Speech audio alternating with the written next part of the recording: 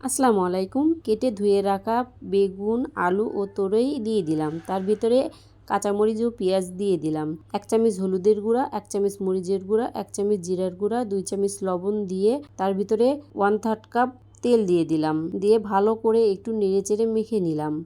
এর ভিতরে সজনে ডাঁটা দিয়ে দিলাম। দিয়ে আবারও একটু ভালো করে মেখে নিলাম। এর ভিতরে ইলিশ মাছ দিয়ে দিলাম। দিয়ে আবারও একটু নেড়েচেড়ে নিলাম। আবারও একটু নেড়েচেড়ে মাখিয়ে নিলাম।